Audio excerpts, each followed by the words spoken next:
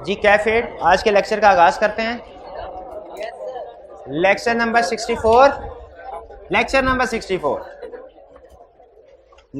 64 हमारे चैप्टर 6 का learning objective 4, जिसमें हम qualification and disqualification of statutory auditor study करेंगे। और हमारे पूरे ऑडिट के जितने भी लेक्चर्स हैं, इनमें सबसे ज़्यादा टेक्निकल लेक्चर है आज वाला। स्टार्ट में इसलिए बता रहा हूँ ताकि एंड में आप ना ये ना कहें सर आप पहले बताते तो हम जाग के लेक्चर सुनते हैं। तो अगर आपने जागना है तो भी जाग जाए। इसमें एक लफ्ज़ से केस स्टडी चेंज हो जाए। लॉ है ना, आपको पता है लॉ। आपको लॉ की ब्यूटी ये है, हमने इसे एज इट इज़ जैसे लिखा हुआ है वैसे ही अप्लाई करना होता है। और इसमें सम टाइम अल्फाज के एक लफ्ज़ से फ़र्क पड़ रहा होता है केस स्टडी के ऊपर। तो अटेंटिव होके सुनिएगा और जो जो कंसेप्ट जैसे जैसे मैं सिखाता जाऊं आपने वैसे वैसे ही सीखने हैं। इसमें जजमेंट अप्लाई नहीं करने। नॉर्मली आर्ट में आपसे कहता ना खुद से सोचें यहाँ पे क्या करेंगे, इस सिचुएशन में क्या प्रोसीजर परफॉर्म करेंगे। इस लेक्चर में खास तौर पे मना कर रहा हूं खुद से नहीं सोचना लॉ में, क्योंकि आपको पता है जजमेंट अप्लाई नहीं करते हम। जो लॉ ने कहा है जैसा कहा है एज इट इज करते हैं। तो इसलिए अटेंटिव होके सुनते जाइए। स्टडी करने जा रहे क्वालिफिकेशन डिसक्वालिफिकेशन। अच्छा, इससे पहले आपकी होम साइड में ड्यू है चैप्टर 4 ऑडिट रिपोर्ट की। तो स्टूडेंट अभी थोड़ी देर पहले जरा भाई रो रहे थे, कह रहे सर मतलब रिप्रेजेंटेटिव है सबके, तो कह महावर्तन का है मतलब शिकायत कर रहे थे कि सर असाइनमेंट बहुत ज़्यादा है। और साथ ही साथ हमने लीगल रिक्वायरमेंट्स की भी असाइनमेंट, ऑनगोइंग चैप्टर की भी असाइनमेंट करनी होती है। तो इतना काम करने की हमें आदत नहीं है, तो असाइनमेंट बराए मेहरबानी कम कर दें। तो ऐसा करते हैं हम कि अब जो मंडे को आपकी रिपोर्ट वाली असाइनमेंट है ना ड्यू, उसमें उसको आधा कर देते हैं। उसमें 30 क्वेश्चन आपने अटेम्प्ट करने हैं, जिसमें से मेरा हाल है 30 अगर आप रूटीन के मुताबिक भी टारगेट बना के कर रहे होते ना इस वक्त तक हो चुके होते हैं। 30 से आप आगे होते हैं। 30 क्वेश्चन होंगे आपके रिपोर्ट। और इसके अलावा जो लीगल रिक्वायरमेंट्स के ये असाइनमेंट है, ये फिर लाजमी आपने करनी है। ठीक है, ये भी मैंने चेक करनी है। खास तौर पे वॉल्यूम 2 के क्वेश्चन, ठीक है, ये क्वेश्चन मैंने लाजमी चेक करने हैं। तो अब जो आपकी मंडे की असाइनमेंट हुई जो आपने चेक करवानी है, चैप्टर 4 के 30 क्वेश्चंस, 30 केस स्टडीज, और चैप्टर 6 की ये जितनी भी है 15-20 केस स्टडी, जितनी भी है छोटी छोटी केस स्टडी है, बड़ी नहीं है इतनी। ऑडिट 250 सर सारे क्वेश्चन करने हैं 2 से लेके 15 तक। सर ये 3 महीनों की छुट्टियों का काम है, ये 2 दिन का काम है।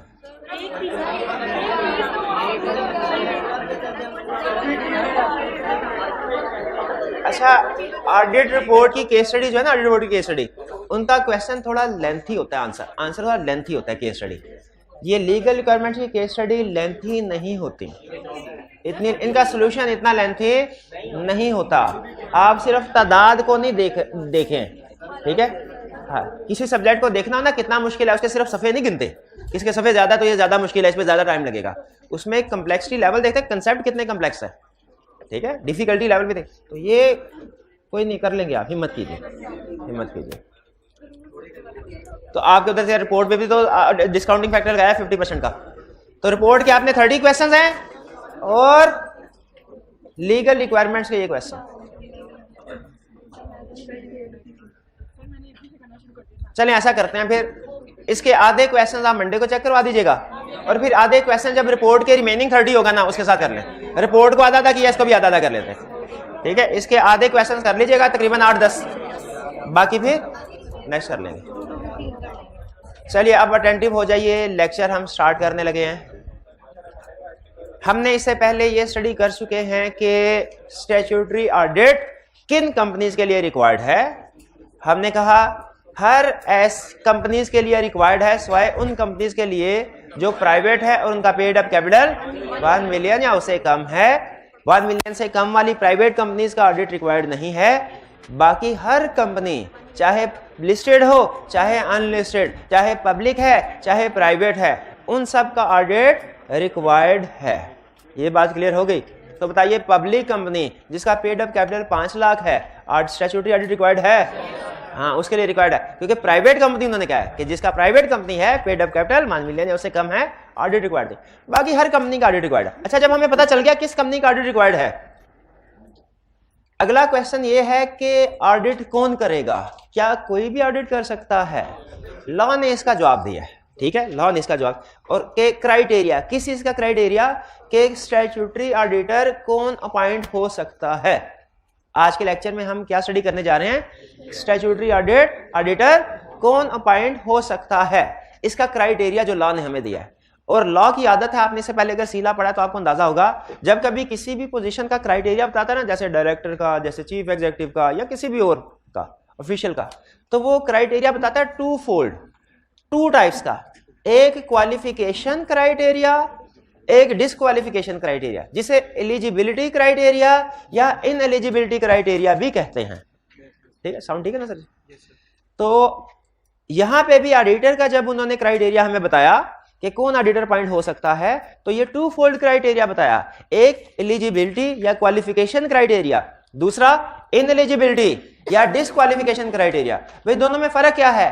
क्वालिफिकेशन क्राइटेरिया का मतलब है वो चीजें जो कि किसी भी पर्सन में, जो ऑडिटर अपॉइंट होने जा रहा है, जो ऑडिटर में होना जरूरी है।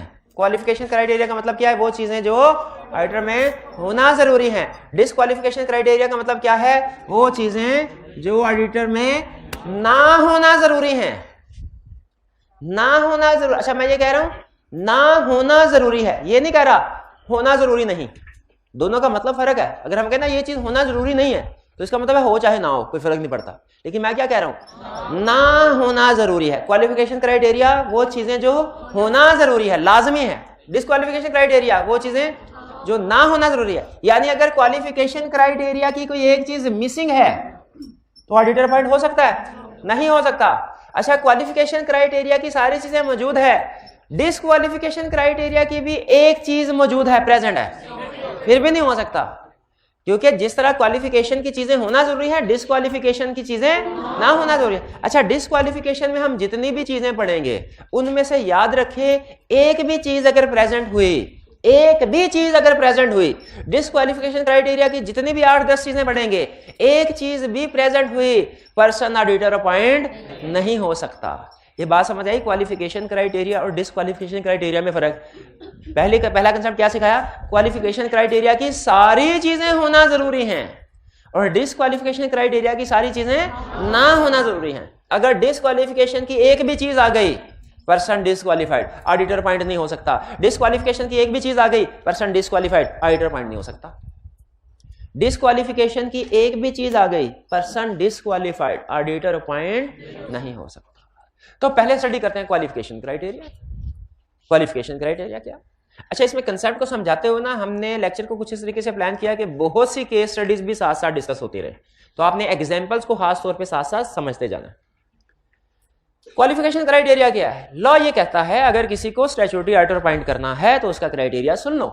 हर कंपनी, हर वो कंपनी जो पब्लिक है, every public company or private company which is subsidiary of public company or private company with paid up capital of 3 million or more। 3 तरह की कंपनीज कौन कौन सी?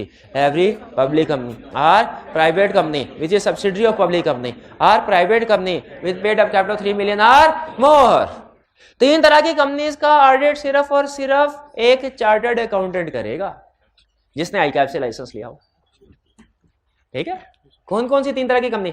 एवरी पब्लिक कंपनी और private company which is subsidiary of public company और private company with paid up capital of 3 million और more. इनका audit सिर्फ और सिर्फ एक चार्टर्ड अकाउंटेंट करेगा, चार्टर्ड अकाउंटेंट करेगा। और बाकी की कंपनीज का ऑडिट चार्टर्ड अकाउंटेंट भी कर सकता है, कॉस्ट एंड मैनेजमेंट अकाउंटेंट भी कर सकता है, आईसीएमए क्वालिफाइड भी कर सकता है, सीएमए क्वालिफाइड भी कर सकता है। ठीक, जैसे आईकैप प्रोफेशनल बॉडी है ना, एक प्रोफेशनल बॉडी है ICMA, institute of cost and management accountant of Pakistan, तो उसका जो क्वालिफाइड अकाउंटेंट है वो भी, लेकिन किस तरह की कंपनीज का? अदर देन 3, यानी हर पब्लिक कंपनी और private company which is subsidiary of public company और private company with paid up capital of 3 million और मोर, इनका ऑडिट सिर्फ चार्टर्ड अकाउंटेंट कर सकता है, और बाकी की कंपनीज का ऑडिट चार्टर्ड अकाउंटेंट भी कर सकता है और कॉस्ट एंड मैनेजमेंट अकाउंटेंट भी कर सकता है। अच्छा, जरा इमेजिन कीजिए बाकी की कंपनीज कौन सी रह जाती हैं? ऐसी कंपनी जिसका जो कंपनी है किसी पब्लिक कंपनी की सब्सिडरी भी नहीं है और पेड अप कैपिटल भी 3 मिलियन से कम है। इन कंपनीज का ऑडिट कौन कर सकता है? कॉस्ट एंड मैनेजमेंट अकाउंटेंट नहीं, चार्टर्ड अकाउंटेंट और cost and management. Chartered accountant भी कर सकता है। छोटी कंपनी है तो क्या हुआ? छोटी कंपनी, ये कंसेप्ट ये गलत है कि ऊपर वाली बड़ी कंपनी का चार्टर्ड अकाउंटेंट करेगा, छोटी कंपनी का सीएमए। नहीं, बड़ी वाली कंपनी का चार्टर्ड अकाउंटेंट करेगा और जो छोटी वाली कंपनी है चार्टर्ड अकाउंटेंट भी और सीएमए भी। भाई ये बात समझ आए? क्लियर हो गया ये? तो कौन कौन सी कंपनीज का ऑडिट एक कॉस्ट एंड मैनेजमेंट अकाउंटेंट भी कर सकता है? ऐसी प्राइवेट कंपनी जो प्राइवेट है, पब्लिक कंपनी के सब्सिडरी भी नहीं और पेड अप कैपिटल भी 3 मिलियन से कम है। इस तरह की कंपनीज का audit cost and management accountant भी कर सकता है और चार्टर्ड अकाउंटेंट भी कर सकता है। और जो इसके अलावा कंपनीज है, कौन सी? एवरी पब्लिक कंपनी और private company which is subsidiary of public company और private company with paid up capital 3 million और मोर, इनका ऑडिट सिर्फ और सिर्फ कर सकता है। ये ज़हन में रखिए, ये 3 कंपनी, 3 लाइनें आपको, वरना केस स्टडी सॉल्व नहीं होगी। Public company, private company which is subsidiary of public company, private company with paid up capital 3 million और मोर, ये 3 लाइंस रट लें। ये याद होंगी तो केस स्टडी सॉल्व होगी, ये अगर याद नहीं है केस स्टडी सॉल्व नहीं होगी। अच्छा, अब आगे मुझे बताइए, क्या कोई लॉयर ऑडिट करना चाहे कर सकता है? क्या कोई एमबीए ऑडिट करना चाहे कर सकता है? कभी भी नहीं। जैसे ही कोई केस स्टडी शुरू हुई लॉयर से या एमबीए से, तो आपने बाकी की चीजें देखने की जरूरत ही नहीं है। रिक्वायरमेंट में अगर लिखा हुआ ना कि ये बंदा ऑडिटर पॉइंट हो सकता है कि नहीं, आपने सिंपल कह देना नहीं हो सकता। लॉयर और एमबीए किसी सूरत ऑडिटर अपॉइंट नहीं हो सकते। क्वालिफिकेशन क्राइटेरिया समझ आ गया आपको? ठीक है, क्वालिफिकेशन क्राइटेरिया हो गया। चलिए, अभी हमने ये कंसेप्ट यहां तक कंप्लीट कर लिया। आईकैप की कुछ केस स्टडीज आप सॉल्व करने के काबिल हो गए हैं। इतने कंसेप्ट में से भी आईकैप ने 4-5 केस स्टडी पूछी हुई हैं, लेकिन हम आगे चलते हैं, कंसेप्ट को आगे लेके चलते हैं। नेक्स्ट हम स्टडी करने जा रहे हैं डिस्क्वालिफिकेशन क्राइटेरिया। डिस्क्वालिफिकेशन क्राइटेरिया का मतलब क्या है? ना होना जरूरी, ना होना जरूरी। ठीक है, पहले इन शॉर्ट ब्रीफली मैं आपके साथ शेयर कर दूं बेसिक प्रोविजन बिल्कुल। ऑडिटर को कंपनी का शेयर होल्डर नहीं होना चाहिए, ऑडिटर को कंपनी का इंडेटेड यानी मकरूज नहीं होना चाहिए, ऑडिटर को कंपनी का एम्प्लॉय नहीं होना चाहिए। अगर कोई कंपनी का शेयर होल्डर है, अगर कंपनी का मकरूज है, ऑडिटर अपॉइंट नहीं हो सकता। एम्प्लॉय है, ऑडिटर अपॉइंट नहीं हो सकता। अगर किसी पर्सन के स्पाउस क्लाइंट में डायरेक्टर है, इंडिपेंडेंस नहीं ना रही, अपॉइंट नहीं हो सकता। कोई बॉडी कॉर्पोरेट है, कोई ऑर्गेनाइजेशन, ऑडिटर अपॉइंट नहीं हो सकती। बिजनेस रिलेशनशिप है significant outside the normal course of business, तो ऑडिटर अपॉइंट नहीं हो सकता। ये सिर्फ समझ लीजिए एक एक लफ्ज आपको बताया। अब जरा हर क्राइटेरिया को खोल के डिस्कस करते हैं कि इसमें वो क्या कहता है, किस तरीके से पूछ सकता है। सबसे पहले शेयर होल्डर, वो कहता है कि अच्छा शेयर होल्डिंग वाले में ना उसने थोड़ी रिलैक्सेशन दी है।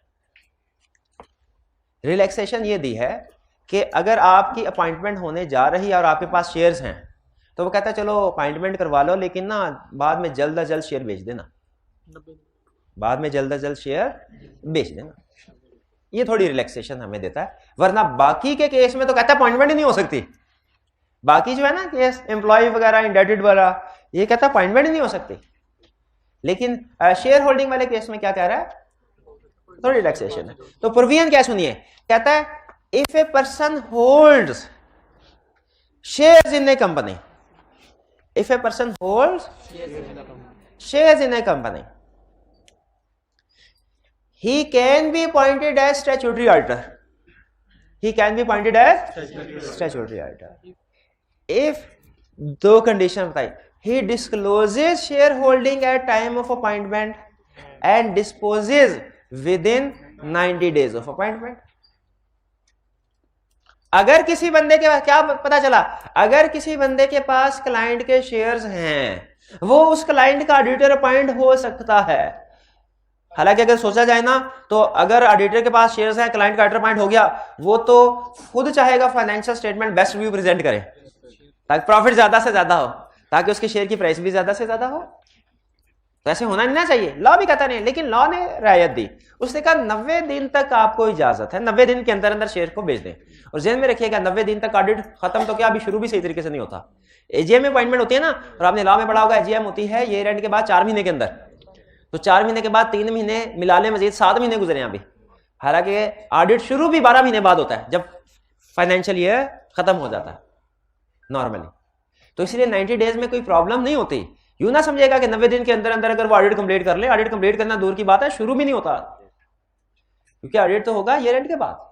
तो वापस है एक प्रोविजन के ऊपर कि क्या अगर किसी पर्सन के पास कंपनी के शेयर्स हैं, if a person holds shares in a company, he can be appointed as statutory auditor of company if he discloses the shareholding and disposes shareholding within 90 days of appointment।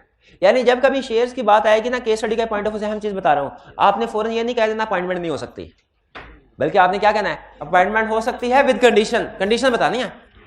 Condition क्या है? if it discloses the shareholding at time of appointment and disposes the shareholding within 90 days of appointment। आगे चलते हैं, आगे चलते हैं। अच्छा, अब मुझे ये बताइए, ब्लैक एंड ब्लू, अब मुझे ये बताइए कि ये है हमारा ऑडिटर, ये है कंपनी, कंपनी का नाम लिख देते हैं ए लिमिटेड, और ये है मिस्टर एक्स। ये स्ट्रक्चर ध्यान में रखिएगा, स्ट्रक्चर बार बार लॉ के केस स्टडी सॉल्व करने के लिए जरूरी होता है। अगर इस पर्सन के पास कंपनी के शेयर्स हैं, क्या ये ऑडिटर अपॉइंट हो सकता है? Yes, if he discloses share holding at time of appointment and disposes shareholding 90 days of appointment. अच्छा, अब आपको पता है जिस बंदे ने कोई 2 नंबरी करनी हो, वो अपने नाम से तो नहीं करता, तो किसी और के नाम से करता है ना। तो इसने क्या किया, मिस्टर एक्स ने शेयर्स खरीदे जरूर अपने नाम से नहीं, माइनर के नाम से या स्पाउस के नाम से। स्पाउस के नाम से तू पहले अपने मसले मसाइल डिस्कस कर ले, लेक्चर बाद में पढ़ा लूंगा मैं, लेक्चर बाद में। मेरा बेटा पता स्पाउस नहीं है तो भाई उसको बता, मेरे को क्यों बता रहा है? मैं तेरा दोस्त हूँ, वो आपके घर वालों से बात करेगा ना। मेरा मतलब है आपका मसला। लेक्चर बताया, पहले बताया, लेक्चर ध्यान दे दे मिल जाए। जहां स्पाउस का लफ्ज आ जाता है, लेक्चर की ऐसी की तैसी फिर, और हमारी भी मजबूरी होती है, जाहिर है वो टेस्ट कर रहा है तो पढ़ाना होता है। तो लॉ ने ये कहा बेफिक्र रहें, हम इतने अंधे नहीं है हमें पता ना चले। उसने अपनी लीगल प्रोविजन को बढ़ा दिया, उसने कहा दोबारा से सुनो, दोबारा से सुनो। इफ ए पर्सन और हिज माइनर चाइल्ड और spouse hold shares in a company, क्या वो ऑडिटर अपॉइंट हो सकता है? नो। अभी समझाया, अभी समझाया, कंडीशंस के साथ, जहां पे लॉ ने कंडीशन के साथ इजाजत दिया करें। Yes, if he discloses the shareholding at time of appointment and discloses shareholding within 90 days of appointment, if he discloses at time of appointment and disposes share within 90 days of appointment, यानी उन्होंने इस legal provision को comprehensive कर दिया, auditor के साथ साथ उसके स्पाउस और माइनर चाइल्ड को भी कवर कर दिया। और ये लॉ की एक बात जहन में रखिएगा, जो चीज जहां पे है वैसे ही अप्लाई करनी है। इसमें जो स्टूडेंट्स की केस स्टडी गलत करने की एक बड़ी रीजन होती है ना, वो ये होती है कि रिलेशनशिप को मिक्स कर देते हैं। वो भूल जाते हैं कि ये 8-10 जो डिस्क्वालिफिकेशन क्राइटेरिया है, किस में स्पाउस का जिक्र हुआ था, किस में नहीं हुआ था, और किस में ब्रदर का जिक्र हुआ था, किस में माइनर चाइल्ड का। वो समझते हैं ये लीगल प्रोविजन स्पाउस और माइनर चाइल्ड है ना, ये हर एक केस में अप्लाई होगा, ये हर एक केस में। हालांकि लॉ ने इसे कहां डिस्कस किया है? शेयर होल्डिंग में। इफ ए पर्सन और स्पाउस और minor child hold shares in a company. क्या ऑडिटर पॉइंट हो सकता है? हो सकता है, provided he discloses share holding at time of appointment and discloses within 90 days of appointment. अच्छा, एक और चीज याद आगे सुन लें, जो लिस्ट है ना आपके सामने, ये हमने फ्रीक्वेंसी ऑफ टेस्टिंग के लिहाज से बनाई है, यानी इसमें जो पहली वाली प्रोविजन है उसको सबसे ज्यादा आई क्या आपने टेस्ट किया है, वो फेवरेट है, दूसरे वाली उससे कम, तीसरे वाली उससे कम। इसलिए आपको लगेगा कि शुरू वाली प्रोविजन में हमारी डिस्कशन ज्यादा है और एंड वाली प्रोविजन में डिस्कशन थोड़ी कम, क्योंकि आई कैप ने जिस तरीके से केस स्टडीज को सेट किया हुआ है, जिस तरीके से पूछा है, वो सारे कवर करने होते हैं, तो जिसको उसने ज्यादा घुमाया उसको हमने ज्यादा डिटेल में डिस्कस करना। तो हमने कभी तक क्या अच्छा अब सुने, अब कंपनी ने कहा भाईजान आपने इस प्रोविजन को कॉम्प्रिहेंसिव तो किया है, लेकिन ऑडिटर के हवाले से मुझे तो आप भूल गए, मेरे हवाले से भी इसको कॉम्प्रिहेंसिव करें। अगर इसके रिश्तेदारों को कवर किया है, मेरे भी रिश्तेदारों को कवर करो। अगर इसके रिश्तेदारों को कवर किया है, मेरे भी रिश्तेदारों को कवर करो। हमने कहा ए कंपनी तुम्हारे कौन से रिश्तेदार हैं? तुम्हारे कौन से रिश्तेदार है? उसने कहा सुन लो, मेरे भी रिश्तेदार हैं। वो कौन है? Associated companies. वो कौन से रिश्तेदार हैं? Associated companies. हमने कहा लो अभी फिर प्रोविजन को चेंज कर देते हैं। अब प्रोविजन क्या बनी, गौर से सुनिएगा। इफ ए पर्सन और हिज स्पाउस और minor child hold shares in a company और its associated company, in a company और इट्स एसोसिएटेड कंपनी, तो can he be appointed as statutory auditor? Yes, if he discloses shareholding at time of appointment and disposes shareholding, ठीक है। अच्छा, अगर law ने कहा share तो इसका मतलब क्या है? शेयर नहीं, मैंने ये नहीं पता, मैं क्या, अगर लॉ ने कहा शेयर तो उसका मतलब क्या है? शेयर। अगर कोई स्पेसिफाई करना होता खास तौर पे बताता, तो जब कहता है ए शेयर तो इसका मतलब एनी शेयर, ये लॉ की इंटरप्रिटेशन है। आ शेयर का मतलब है एनी शेयर, स्मॉल एक हो या 1 करोड़ हो, शेयर होता है। ऑर्डनरी हो के प्रेफरेंस हो, शेयर होता है, शेयर होता है। इफ ए पर्सन और spouse or minor child holds shares in a company or its associated company, he can be appointed as statutory auditor if he discloses shareholding at time of appointment, discloses within 90 days of appointment. अब आप में से कितने students हैं जिन्होंने सीला पढ़ा हुआ है और कितने स्टूडेंट्स हैं जिन्होंने सीला नहीं पढ़ा? तकरीबन सब ने, 95% स्टूडेंट ने सीला पढ़ा हुआ है, ठीक है ना। आप में से कितने स्टूडेंट्स को एसोसिएटेड कंपनी की डेफिनेशन आती है? ये देख लें, पढ़ा 95% ने है, डेफिनेशन सिर्फ 5% को आती है। एसोसिएटेड कंपनी कोई मसले की बात नहीं। अब ये पता होता है उस्ताद को कि यहाँ तो पढ़ा ही नहीं, यहाँ पढ़ के भूल गए होंगे, यहाँ तो सिलेक्शन पे छोड़ा होता है, तो आ गया तो ठीक है, कोई फिक्र की बात नहीं है। अब चूंकि उसने हमें ऑडिट में एसोसिएटेड कंपनी का वर्ड यूज कर लिया, हमने कहा हम तो भूल गए, हमें बताओ एसोसिएटेड कंपनी क्या होती है? सीला में पढ़ा था, बस एक हिंट दे दो, हमें पता चल याद आ जाएगा। हिंट दे, मैंने कहा हिंट नहीं, अब बात खुलेगी तो फिर दूर तक जाएगी अब बात। अब एसोसिएटेड कंपनी को समझना है तो फिर तफसील से समझेंगे। क्यों समझना चाह रहे हैं हम? क्योंकि उसने हमारे डिस्क्वालिफिकेशन क्राइटेरिया में लिख दिया है, इफ ए पर्सन और स्पाउस और minor child hold shares in a company और associated company, he can be appointed if discloses और डिस्पोज। तो चूंकि यहाँ पे एसोसिएटेड कंपनी का लफ्ज आ गया, अब हमारे लिए एसोसिएटेड कंपनी को समझना जरूरी है। लेकिन मैं ये समझा रहा हूं ऑडिट के पॉइंट ऑफ व्यू से, लॉ के पॉइंट ऑफ व्यू से नहीं। अगर कोई सीला का स्टूडेंट है तो वो जो सीला में बड़ी सी डेफिनेशन होती है ना, आधे पौने सफे की, तो उसे वो याद करनी है। मैं तो सिर्फ वो ऑडिट के लिहाज से काम की चीज बताऊंगा जो इधर यूज होनी है। पहली चीज, एसोसिएटेड कंपनी और होल्डिंग सब्सिडरी में फर्क है। एसोसिएटेड कंपनी और होल्डिंग सब्सिडरी में फर्क है। Every holding subsidiary is associated, but every associated company is not holding subsidiary. याद है? यानी एक फिर से हर होल्डिंग सब्सिडरी एसोसिएटेड है लेकिन हर एसोसिएटेड होल्डिंग सब्सिडरी नहीं है। हर होल्डिंग सब्सिडरी एसोसिएटेड है लेकिन हर एसोसिएटेड होल्डिंग सब्सिडरी नहीं है। हर होल्डिंग सब्सिडरी एसोसिएटेड है, हर एसोसिएटेड होल्डिंग सब्सिडरी नहीं है। यहां से फिर ये सवाल जहन में आया, अच्छा अगर हर एसोसिएटेड होल्डिंग सब्सिडरी नहीं है तो फिर वो कौन सी एसोसिएटेड है जो होल्डिंग सब्सिडरी नहीं है, वो कैसे एसोसिएटेड बनती हैं? दो अल्फाज जहन में रखिए, दो अल्फाज जहन में रखिए। 20% shares common directorship, 20% shares common directorship. अगर एक पर्सन जो कि एक कंपनी में डायरेक्टर है वो दूसरी कंपनी में भी डायरेक्टर है, एसोसिएटेड। एक पर्सन एक कंपनी में 20% शेयर होल्डर है, दूसरी कंपनी में भी 20% शेयर होल्डर है, एसोसिएटेड। एक पर्सन एक कंपनी में डायरेक्टर है, दूसरी में 20% शेयर होल्डर है, एसोसिएटेड। एक में डायरेक्टर दूसरे में 20% शेयर होल्डर, ये भी एसोसिएटेड। इधर डायरेक्टर उधर डायरेक्टर, एसोसिएटेड। इधर शेयर होल्डर 20% से ज्यादा, उधर भी शेयर होल्डर 20% से ज्यादा, एसोसिएटेड। इधर डायरेक्टर उधर 20% शेयर होल्डर, एसोसिएटेड। इधर 20% शेयर होल्डर उधर डायरेक्टर, एसोसिएटेड। तो आपने याद रखना है कॉमन डायरेक्टरशिप और share holding at the rate of 20%।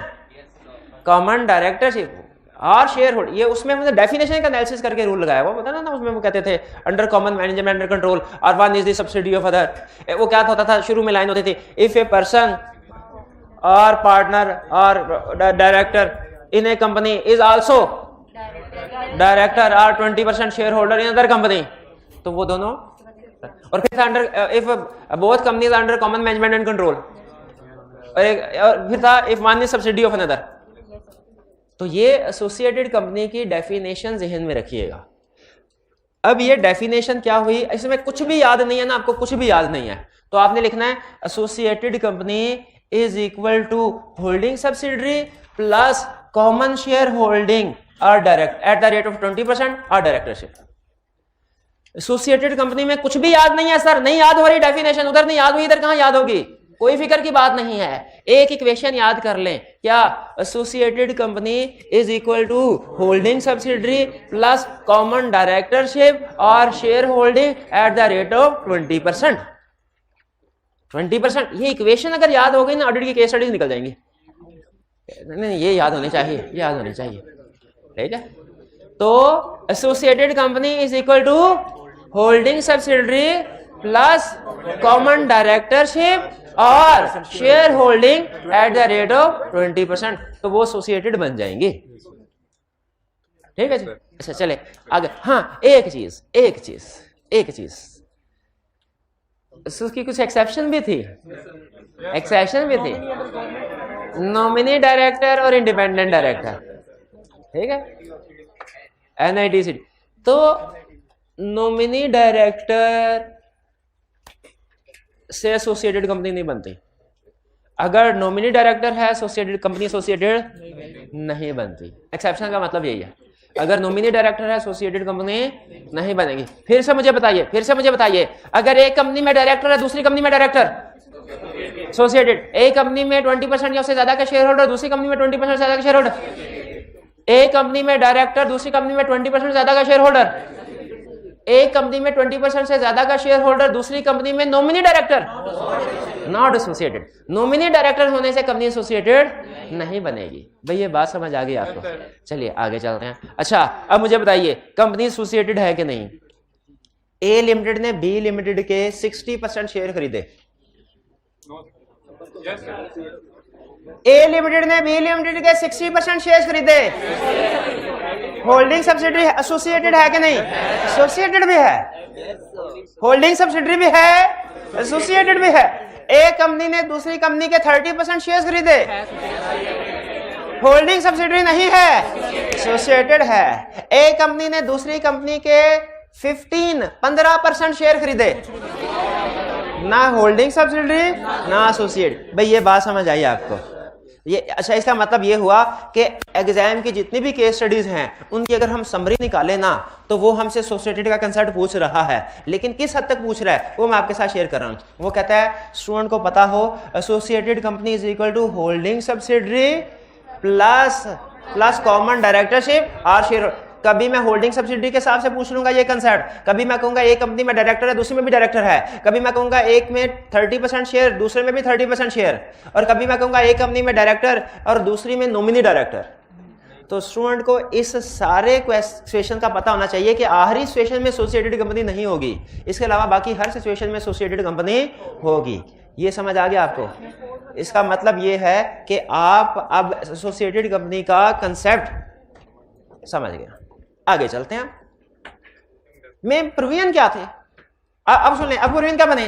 If a person और स्पाउस और minor child holds any share in a company or its associated company, he can be appointed as statutory auditor if he discloses the shareholding at time of appointment and disposes within 90 days of appointment.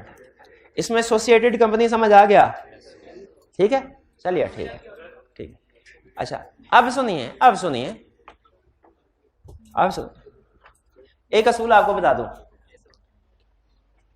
Exam में जब कभी दो लोग आ जाए ना, case study में दो लोग आ जाए, उनका रिलेशनशिप क्लियर होना लाजमी है आपके ऊपर। वो स्पाउस है, माइनर चाइल्ड है, मेजर चाइल्ड है, फादर है, सिस्टर है, कौन है। एग्जाम में एक केस स्टडी में दो कंपनीज, उनका रिलेशनशिप क्लियर होना आपके लिए जरूरी है। एसोसिएटेड कंपनी है कि नहीं, होल्डिंग सब्सिडरी है कि नहीं, ये रिलेशनशिप के बगैर केस स्टडी सॉल्व नहीं होनी। जब कभी एग्जाम में दो लोग आ जाएं, दो कंपनीज आ जाएं केस स्टडी में, आपने उनका रिलेशनशिप, क्योंकि आप देख रहे हैं, सीख रहे हैं ना कि वो लीगल प्रोविजन में रिलेशनशिप को कवर कर रहा है, वो लीगल प्रोविजन में टाइप ऑफ कंपनीज को कवर कर रहा है। ठीक है, अगर अभी तक का लेक्चर आपको समझ आ गया तो समझ लीजिए कि आपने तकरीबन 50% लेक्चर समझ लिया। 50%, थोड़ा मटेरियल ज्यादा है मुझे खुद अंदाजा, लेकिन ये भी तो देखिए तकरीबन टेक्निकली 50% के करीब चीजें आपने समझ ली। अब आगे चलते हैं। शेयर होल्डिंग क्लियर हो गई। इसमें मैंने आपको बता दिया स्पाउस, मैंने बता दिया माइनर, एसोसिएट। हाँ, एक दो केस स्टडी के एग्जांपल। उसने कहा मिस्टर ए है, उसका एक बेटा है माइनर, उसके पास शेयर्स हैं क्लाइंट के, अपॉइंटमेंट हो सकती है। मिस्टर ए है, उसका बेटा है, उसके पास शेयर्स हैं क्लाइंट के, अपॉइंटमेंट हो सकती है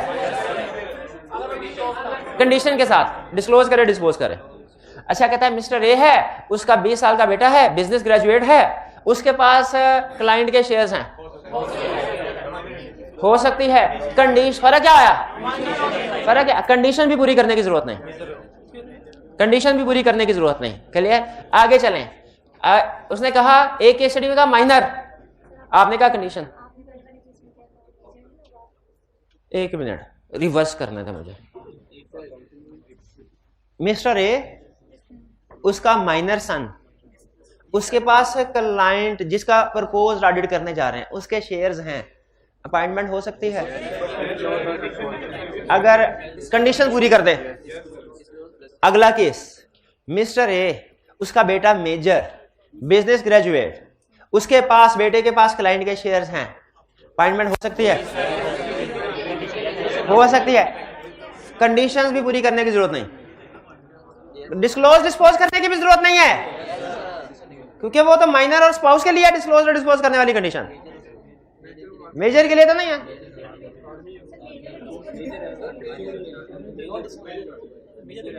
अब सुने, क्वेश्चन में उसने कहा मिस्टर ए है, उसका एक बेटा है सन, उसके पास क्लाइंट के शेयर्स हैं, अपॉइंटमेंट हो सकती है क्या?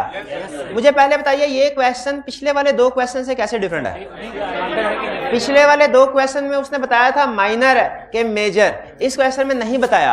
अब इसमें हम दोनों पॉसिबिलिटी डिस्कस करेंगे।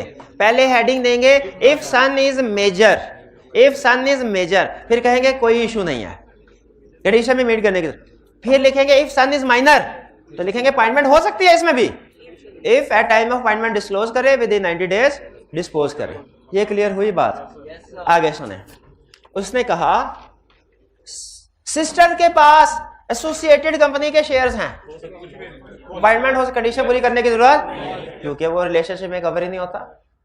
उसने कहा स्पाउस, स्पाउस, इसके पास एसोसिएटेड कंपनी के शेयर्स हैं, या इसके पास क्लाइंट के शेयर्स हैं, स्पाउस के पास क्लाइंट के शेयर्स हैं, बताइए क्या होगा? अपॉइंटमेंट हो सकती है? बिल्कुल हो सकती है। If at time of appointment disclose करे और विद इन 90 डेज डिस्पोज कर दे।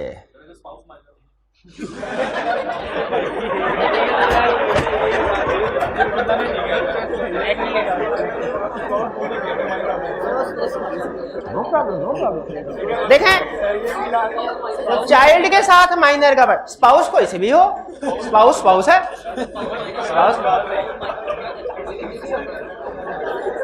लेकिन माइनर 11 करोड़ में पड़ती है।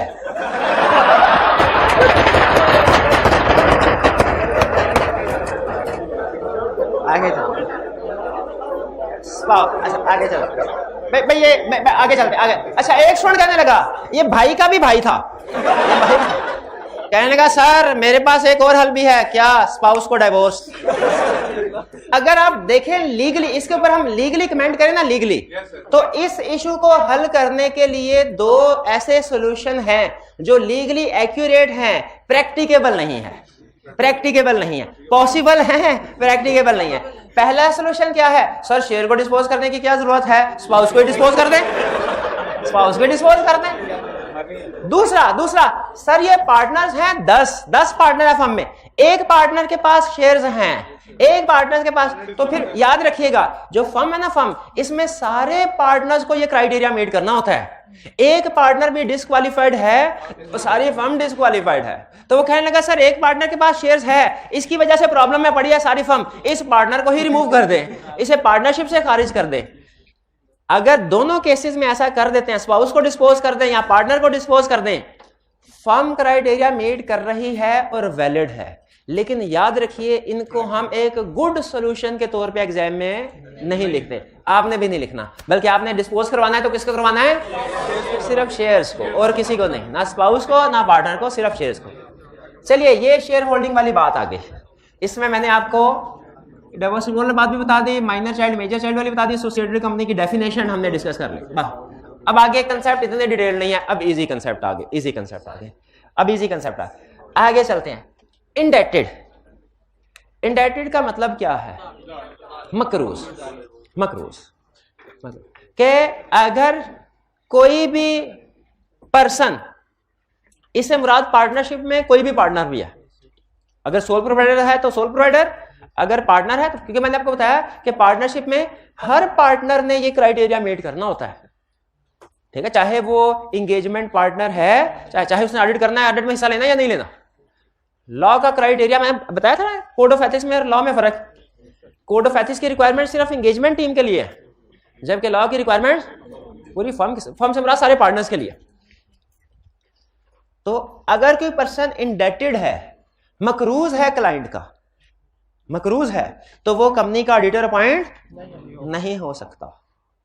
अगर कोई मकरूज है, कंपनी होना भी नहीं चाहिए, वो क्वालिफाइड ओपिनियन देने लगा कंपनी का कि लाओ मेरा लोन निकालो, वापस करो, तो उसे इंडिपेंडेंट होना चाहिए। तो लॉ ने कहा अगर कोई पर्सन इंडेटेड है वो कंपनी का ऑडिटर अपॉइंट नहीं हो सकता। अब फिर आगे लॉ ने एक्सप्लेन किया है इंडेटेड से क्या मुराद है। पहली चीज उसने कहा कि इंडेटेड से मुराद है other than ordinary course of business, वो इंडेटेड हो other than ordinary course of. इसका मतलब क्या हुआ? इसका मतलब ये हुआ अगर आप बैंक से लोन लेते हैं तो आप इंडेटेड है कि नहीं? नहीं है।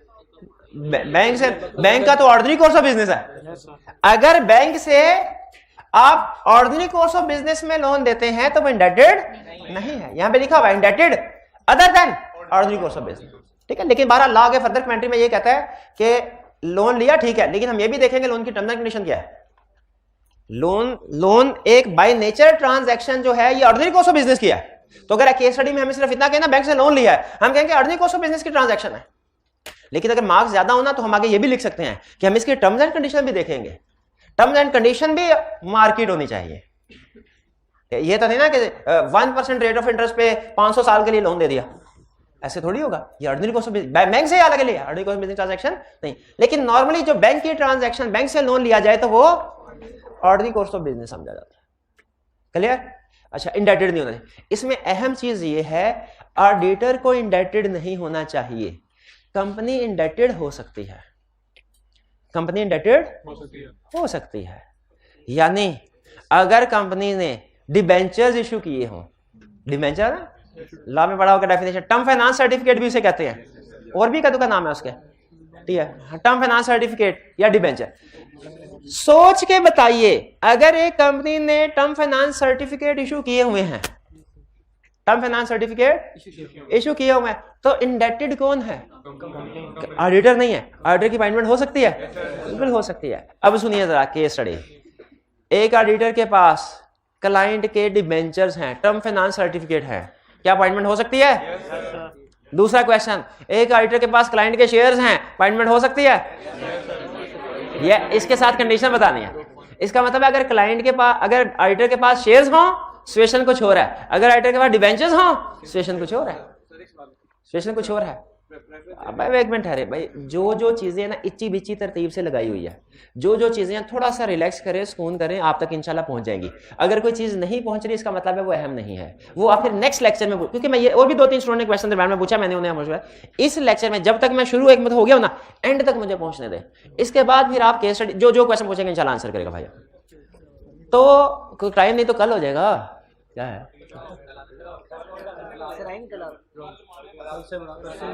कल गया है स्पोर्ट्स, ऐसी की तैसी लेक्चर की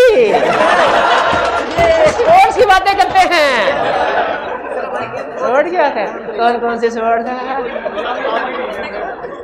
मुझे पहले नहीं बताया, इतनी देर कर दी, टाइम ज़ाया हो गया मेरा, 40 मिनट ज़ाया हो गए मेरे। अब पहले बताते ऐसा ना करें, अच्छी अच्छी बातें छुपा के रखते हैं आप, ऐसे तो नहीं ना। अब तो स्पोर्ट्स की बातें होंगी।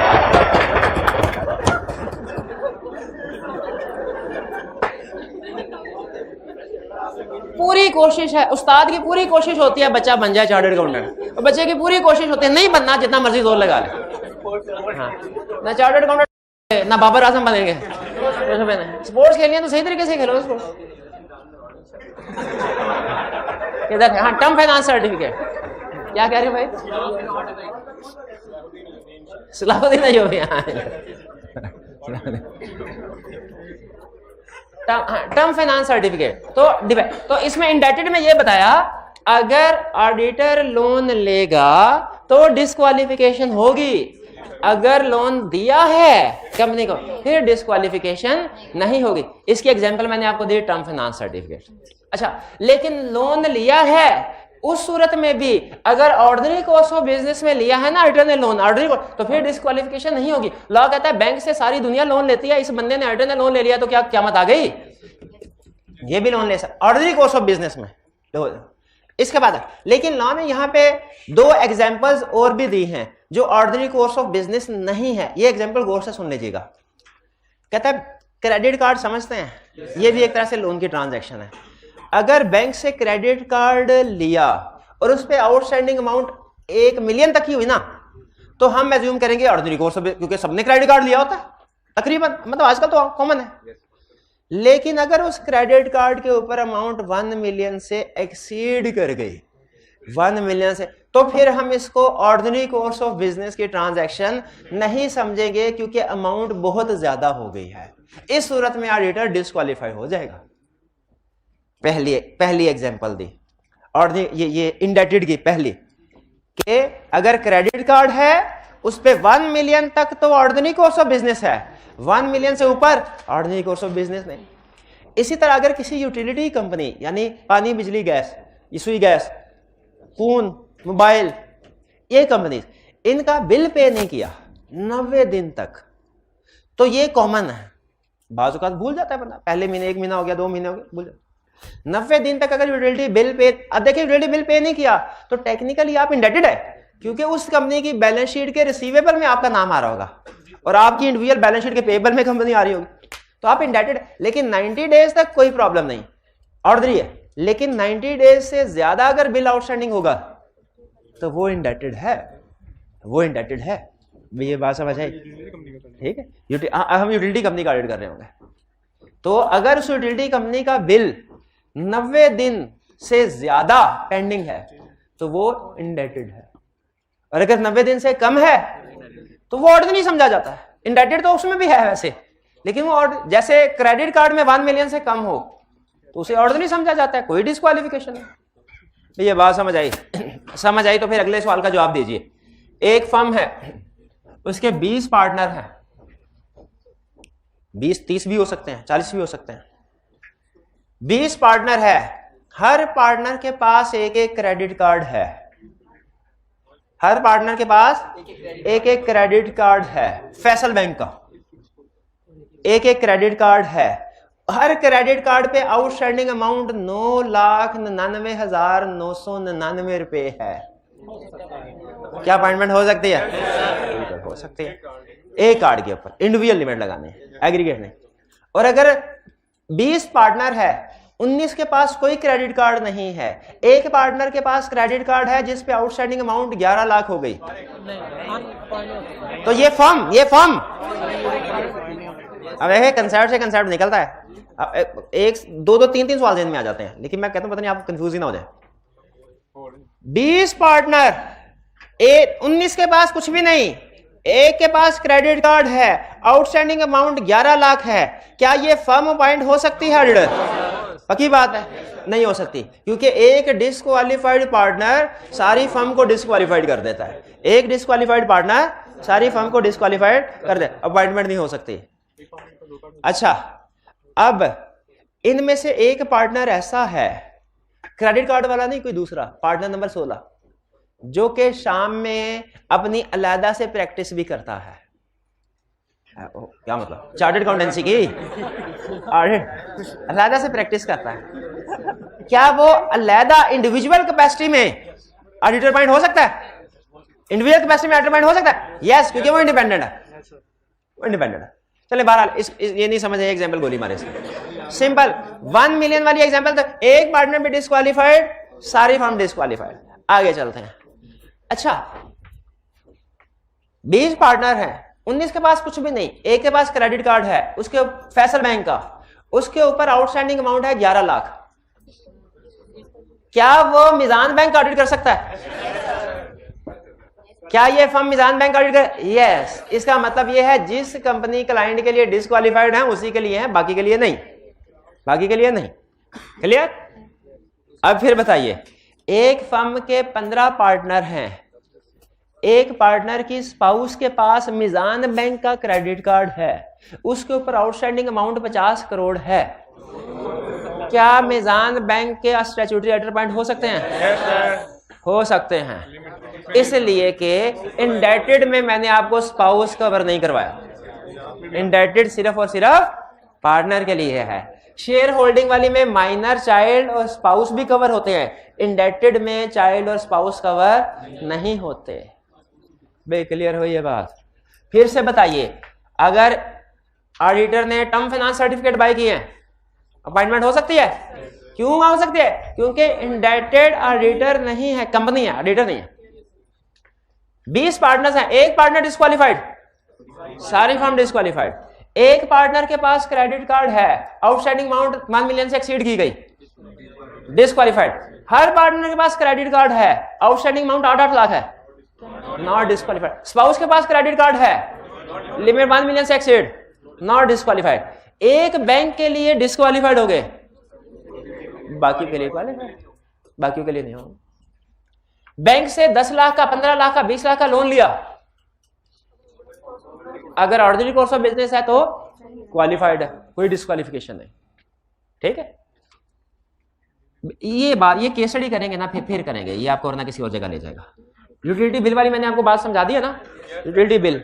हाँ, उसमें यूटिलिटी बिल का कितनी अमाउंट थी? हाँ सॉरी, यूटिलिटी बिल में अमाउंट नहीं, डेज थे। और क्रेडिट कार्ड में कितने डेज थे? हाँ सॉरी, क्रेडिट कार्ड में डेज नहीं, अमाउंट थे। एग्जाम में अगर आपको इस तरह घुमाए, क्रेडिट कार्ड में डेज की तरफ लेके जाने की कोशिश करे, यूटिलिटी बिल में अमाउंट की तरफ लेके, आपने पक्का पढ़ा हुआ, मैंने यूटिलिटी बिल्स के साथ डेज थे, क्रेडिट कार्ड के साथ अमाउंट थी, मिक्स ना, कंफ्यूज ना करो। मैं इंडेटेड क्लियर हो गया? अब एक चीज बताऊं, अच्छा ज्यादा तो नहीं हो रहा, लेक्चर है भी तो ज्यादा, टेक्निकल चीजें ज्यादा हो गई, कोई मसला नहीं। ये इसलिए कि मैं एग्जांपल साथ, अगर मैं एग्जांपल नहीं सीधा तो 5 मिनट में निपट सकता था, फिर आपको केस स्टडी कहता कर लें तो।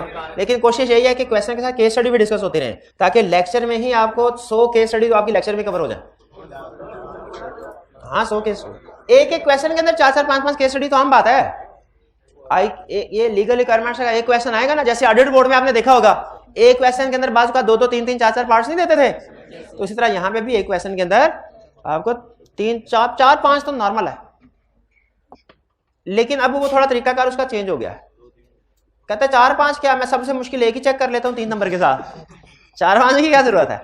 लेकिन अभी भी ज्यादा भी टेस्ट करता है, कम भी। 12 चलें ठीक है, आगे नहीं चलता, मैं यहाँ पे ब्रेक लगा लेता हूँ। हालांकि अभी 10 मिनट हैं, लेकिन जो कि थोड़ा, और होम असाइनमेंट भी आपकी 0, क्योंकि पूरा नहीं ना किया, पूरा नहीं किया तो होम असाइनमेंट 0। भाई क्रिकेट भी तो खेलनी है कल, क्रिकेट भी तो खेलनी है। तो अच्छा, लीगल रिक्वायरमेंट्स की केस स्टडी असाइनमेंट कोई नहीं है आपकी, रिपोर्ट की भी आधी असाइनमेंट कर दिया। 30 क्वेश्चन हम सिर्फ चेक करेंगे मंडे को आपसे, 30 क्वेश्चन सिर्फ।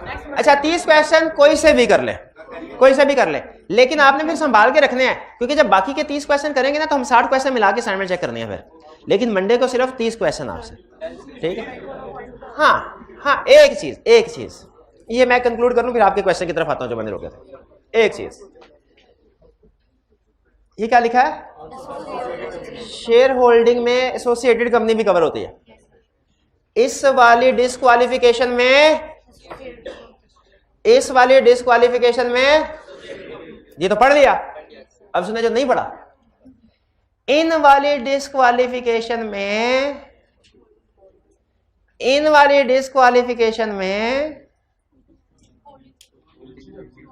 होल्डिंग सब्सिडरी भी कवर होती है। इस वाली डिस्क्वालिफिकेशन में एसोसिएटेड कंपनी कवर होती है। इन वाली 2 से लेके 9 तक, इन वाली बाकी जितनी भी डिस्क्वालिफिकेशन है भी कवर होती है।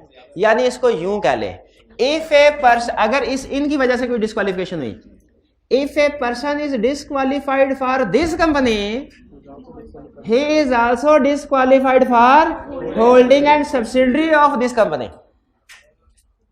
If a person is disqualified for one company, he is also disqualified for holding and subsidiary of this company. अगर कोई एक कंपनी डिस्क्वालिफाइड, वो उसकी होल्डिंग सब्सिडियरी के लिए भी डिस्क्वालिफाइड। सोने लगा सर मुश्किल क्यों कर रहे हैं, सबको 2 हिस्से करने की क्या जरूरत है, सबको इकट्ठा करें, ये भी एसोसिएटेड है, ये एसोसिएटेड नहीं है तो एसोसिएटेड कर ले।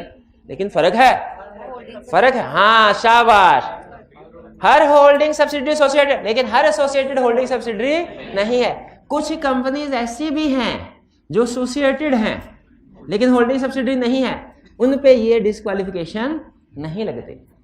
ये वाली डिस्क्वालिफिकेशन 2 से लेकर 9 तक किन के लिए है, सिर्फ और सिर्फ होल्डिंग, यानी जो एक कंपनी के लिए डिस्क्वालिफाइड, उसकी होल्डिंग सब्सिडी के लिए भी डिस्क्वालिफाइड। लेकिन शेयर्स के केस में क्या हो जाता है, सिर्फ एसोसिएटेड है।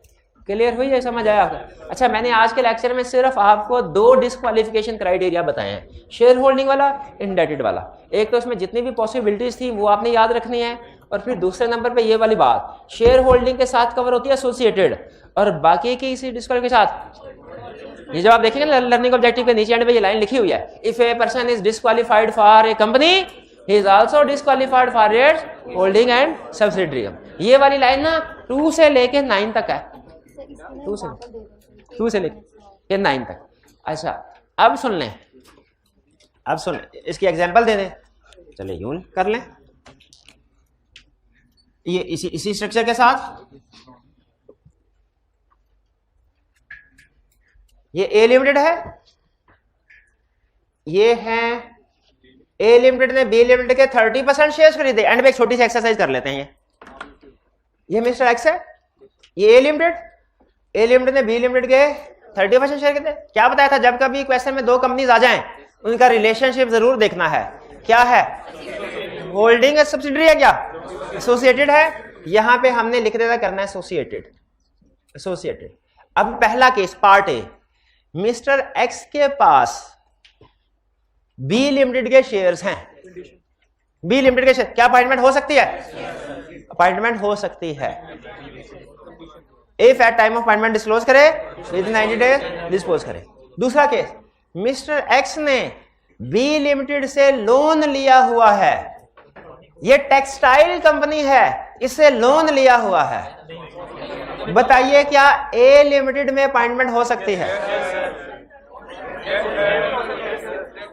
ए लिमिटेड में अपॉइंटमेंट हो सकती है? देखिए मिस्टर एक्स ने बी लिमिटेड से लोन लिया ना, टेक्सटाइल कंपनी है, बैंक तो नहीं है, ये ऑर्डिनरी कोर्स ऑफ बिजनेस नहीं है। मिस्टर एक्स बी लिमिटेड के लिए डिस्क्वालीफाइड, और जब बी लिमिटेड के डिस्क्वालीफाइड तो इसकी होल्डिंग सब्सिडरी के लिए भी डिस्क्वालीफाइड। क्या ये ए लिमिटेड इसकी होल्डिंग सब्सिडरी है? तो फिर इसका मतलब है मिस्टर एक्स ए लिमिटेड के लिए क्वालिफाइड अपॉइंटमेंट हो सकती है। अगर ए लिमिटेड ने बी लिमिटेड के 30% शेयर खरीदे तो ये सब्सिडरी नहीं होगी? नहीं, अभी तो 50% से ज्यादा पे सब्सिडरी बनती है, 20% या ज्यादा पे एसोसिएट बनती है, 20% या ज्यादा पे एसोसिएट बनती है, 50% से ज्यादा पे सब्सिडरी बनती है। क्लियर? अब दोबारा यही केस स्टडी सॉल्व करें, सिर्फ एक फिगर चेंज कर रहा हूं, 30% नहीं, ए लिमिटेड ने बी के 60% शेयर बाय किए। मिस्टर एक्स ने बी लिमिटेड से लोन लिया हुआ है, टेक्सटाइल कंपनी से लोन लिया हुआ है। मिस्टर एक्स क्या अपॉइंटमेंट मिस्टर एक्स की ए लिमिटेड में हो सकती है? नहीं हो सकती। क्यों नहीं हो सकती? क्योंकि मिस्टर एक्स ने बी लिमिटेड से लोन लिया हुआ, इंडेटेड है, तो इसके लिए डिस्क्वालीफाइड। जो इसके लिए डिस्क्वालीफाइड, सब्सिडी के लिए भी डिस्क्वालीफाइड, तो ए लिमिटेड के लिए भी डिस्क्वालीफाइड। भाई बात समझ आती है ये? चलिए बैंक वाला पॉइंट दोबारा सुन लीजिए। अब आपके क्वेश्चन अगर मन बाय मन पूछ लें, पहला इन्होंने बैंक वाला पॉइंट पूछा, अगर हमने किसी क्लाइंट से लोन लिया हो तो हम डिस्क्वालीफाइड हैं, लेकिन अगर ऑर्डिनरी कोर्स ऑफ बिजनेस का लोन है तो डिस्क्वालीफाइड नहीं।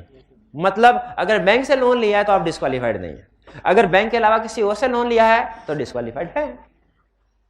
सिंपल बैंक वाला ये पॉइंट। इंडेटेड में पूछा था ना बैंक वाला पॉइंट, ये क्या क्रेडिट कार्ड वाला पूछा था, ये वाला पूछा था। हाँ तो हम अगर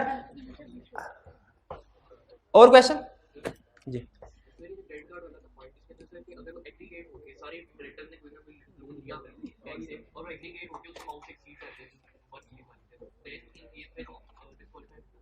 क्या अगर एक फर्म के 10 पार्टनर हैं, हर पार्टनर ने मिजान बैंक से क्रेडिट कार्ड लिया है, एक की आउटस्टैंडिंग अमाउंट 8 लाख है, एक की 7, एक की 6, एक की 5, एक की 4, एक की 3, इकट्ठा करें तो 1 मिलियन से एक्सीड हो जाता है। इकट्ठा करेंगे?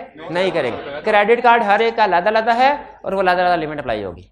इसमें वो इमटेरियल वाला कंसेप्ट अप्लाई नहीं होगा कि इमटेरियल में स्टेटमेंट एग्रीगेट होकर मटेरियल हो जाए तो भी ओपिनियन क्वालिफाइड, ठीक है। लेकिन अगर यहाँ पे क्रेडिट कार्ड अलग-अलग है, अगर इकट्ठे करके अलग-अलग 1 मिलियन से कम है, इकट्ठे करके 1 मिलियन से ज्यादा हो जाए तो आइडर डिस्क्वालीफाइड नहीं है।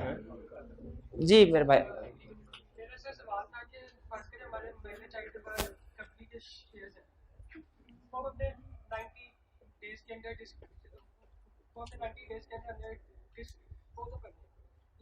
लेकिन अगर वो 90 डेज की लिमिट में मानने तो फिर तो डिस्क्लोज करनी होती है, फिर तो डिस्क्लोज करनी होती है 90 डेज में माइनर से ये सही क्या बात।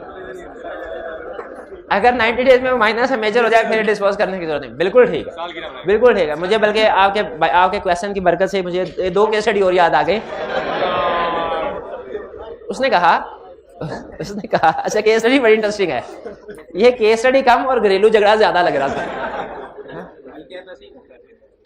अच्छा मिस्टर एक्स ऑडिटर है, कंपनी का ऑडिट होने जा रहा है, इसके स्पाउस के पास, अच्छा एक चीज हमें रखेगा, जो क्वालिफिकेशन डिस्क्वालिफिकेशन क्राइटेरिया ना, ये एट टाइम ऑफ अपॉइंटमेंट भी अप्लाई होता है, अपॉइंटमेंट के बाद भी। यानी अपॉइंटमेंट के वक्त आपने क्राइटेरिया मीट किया लेकिन बाद में भी कोई ऊंच नीच हुई ना तो आप हारेगा, ये ध्यान में रखिएगा। ये नहीं अपॉइंटमेंट का पूरा बाद में जो मर्जी तबाही फेर दे कुछ नहीं होगा, नहीं नहीं, ये सारी क्राइटेरिया आपने अपॉइंटमेंट के बाद भी पूरी कर। और 90 डेज की रिलैक्सेशन सिर्फ एट टाइम ऑफ अपॉइंटमेंट के लिए है। शेयर होल्डिंग में, शेयर होल्डिंग में जो 90 दिन की रिलैक्सेशन दी है ना, एट टाइम ऑफ अपॉइंटमेंट के लिए है। अपॉइंटमेंट के बाद अगर आपने शेयर खरीदे फौरन फारेग गया। 90 डेज की relaxation at time of appointment के लिए है, बाद के लिए नहीं है। केस स्टडी में हुआ क्या, उसने कहा ऑडिटर की सिस्टर है, उसके पास शेयर्स है at time of mister X की सिस्टर के पास शेयर्स हैं एट टाइम ऑफ अपॉइंटमेंट, और मिस्टर एक्स ने ए लिमिटेड में ऑडिटर अपॉइंट होने जा रहे हैं, डिस्क्लोज कर दिया। विद इन 90 डेज सिस्टर ने शेयर बेच दिए एक्स की वाइफ को, ट्रांसफर कर दिए, डिस्पोज कर दिए, बताइए डिस्क्वालीफाई हो गया। हालांकि ना करते डिस्पोज तो वो ज्यादा बेहतर था, वो ज्यादा बेहतर था। यहां पे डिस्पोज करके भला नहीं किया बल्कि उसको डिस्क्वालीफाई किया, डिस्क्वालीफाई। ठीक है, तो बाद में भी हमने सेशन ही रखा है 90 दिन के अंदर अगर तो डिस्पोज हुई वो जो शेयर डिस्पोज हुए वो डिस्पोज स्पाउस और माइनर चाइल्ड के दरमियान में ही डिस्पोज होते रहे। एक्स के पास शेयर थे, विद इन 90 डेज स्पाउस को कर दिए, बेच दिए, ट्रांसफर कर दिए, अभी भी वही सिचुएशन है, अभी भी 90 दिन के बाद डिस्क्वालीफाइड हो जाएगा। एक्स के पास शेयर थे, उसने माइनर को डिस्पोज कर दिया, विद इन 90 डेज बेच दिए, वही केस में कोई चेंज नहीं है, अभी भी 90 दिन बाद फारग है। लेकिन विद इन 90 डेज स्पाउस के पास शेयर थे, इसने अपने फादर को बेच दिए, तो वैलिड डिस्पोजल है। यानी इन शॉर्ट अगर डिस्पोजल इन्हीं लोगों के दरमियान में है तो कोई फर्क नहीं पड़ता, 90 डेज में फिर वो डिस्क्वालीफाई हो जाएंगे। डिस्पोजल इनसे बाहर किसी बंदे को करनी चाहिए। क्लियर हो गया ये? जी क्वेश्चन? कोई भी कंपनी है, मैं ये बताना चाह रहा था यहां पे इंडेटेड में कि कंपनी अगर इंडेटेड है ना कंपनी, फिर इसे फर्क नहीं पड़ता जिसका वो ऑडिट करने जा रहा है, जिसका वो अगर उसके टर्म फाइनेंस सर्टिफिकेट है तो कोई फर्क नहीं पड़ता। ठीक, हाँ जी बिल्कुल क्लाइंट हो जाएगा। तो जिसका ऑडिट करने जा गया वो क्लाइंट हो गया। अगर क्लाइंट के टर्म फाइनेंस सर्टिफिकेट खरीद लिए जाते हैं इनमें कोई प्रॉब्लम नहीं है। अगर क्लाइंट के टर्म फाइनेंस सर्टिफिकेट खरीदे जाएं, इन पे ना शेयर्स वाली प्रोविजन लगती है ना इंडेटेडनेस वाली लगती है। शेयर्स वाली क्यों नहीं लगती? क्योंकि टर्म फाइनेंस सर्टिफिकेट शेयर है ही नहीं। इंडेटेड वाली क्यों नहीं लगती? क्योंकि टर्म फाइनेंस सर्टिफिकेट खरीदने से ऑडिटर इंडेटेड नहीं होता, वो कंपनी होती है। नॉट फॉर प्रॉफिट ऑर्गेनाइजेशन, वो कंपनी नहीं है, उसका स्टैट्यूटरी ऑडिट रिक्वायर्ड ही नहीं होता। ऑर्डिनरी कोर्स ऑफ बिजनेस में बैंक कोई भी हो सकता है, लेकिन ये ध्यान में रखिएगा अगर हम किसी भी बैंक से, कोई भी बैंक का नाम बोल रहे हैं, यूबीएल से लोन लेते हैं अगर हम, तो वो ऑर्डिनरी कोर्स ऑफ बिजनेस है। हर बैंक का ऑर्डिनरी कोर्स ऑफ बिजनेस होता है लोन देना। लेकिन अगर उसने लोन हमें टर्म्स एंड कंडीशन से हटके दिया फिर हम डिस्क्वालीफाइड हुए। लेकिन हम डिस्क्वालीफाइड सिर्फ उस बैंक के लिए हुए, यूबीएल के लिए। एमसीबी का ऑडिट कर सकते हैं, हाँ टर्म्स एंड कंडीशन भी देखनी चाहिए ना। लेकिन केस स्टडी में अगर वो बैंक की बात करता है आप एज्यूम कर सकते हैं, अगर उसने खुद से नहीं कुछ कहा हुआ कि वो ऑर्डिनरी है।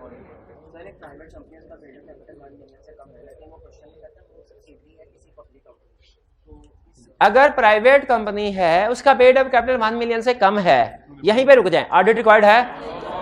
नहीं है। और अगर वो पब्लिक कंपनी की सब्सिडरी है तो फिर वो अलग उसने बता दिया, वो रिक्वायर्ड हो गया, बल्कि अब चार्टर्ड अकाउंटेंट करेगा, चार्टर्ड अकाउंटेंट करेगा बिल्कुल। अच्छा, एक आई कैप की क्वेश्चन बैंक में केस स्टडी थी, उसमें एक कंपनी का पेड अप कैपिटल था, प्राइवेट कंपनी थी, पेड अप कैपिटल था 5 लाख, और पूछ रहा था बताओ cost and management accountant audit कर सकता है कि नहीं। स्टूडेंट 2 तरह के जवाब लिखते हैं, एक स्टूडेंट कहता है कि ऑडिट कर सकता है, एक कहता है कि इसका तो ऑडिट रिक्वायर्ड ही नहीं है। लेकिन उसने कहा नहीं रिक्वायर्ड, करवाना चाहता है तो पाबंदी है क्या? नहीं पाबंदी, तो करवा ले। तो कॉस्ट एंड मैनेजमेंट अकाउंटेंट से करवा सकता है क्या? बिल्कुल करवा सकता है।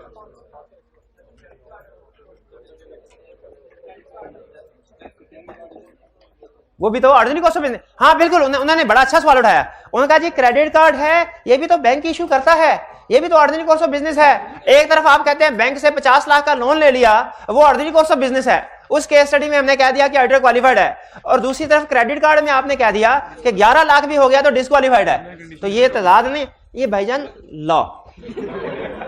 लॉ ने कह दिया क्रेडिट कार्ड 1 मिलियन से एक्सीड करेगा तो डिस्क्वालिफाइड, हमने कहा जी डिस्क्वालिफाइड।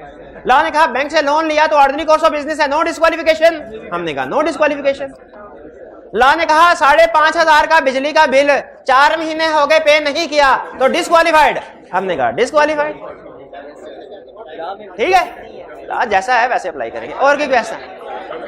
चलिए अच्छा, ये आप कोशिश कीजिएगा, कोशिश कीजिए कि ये जो लर्निंग ऑब्जेक्टिव 4 है ना, इसको रीड कर रहे हैं सारे का सारा, सारे का सारा।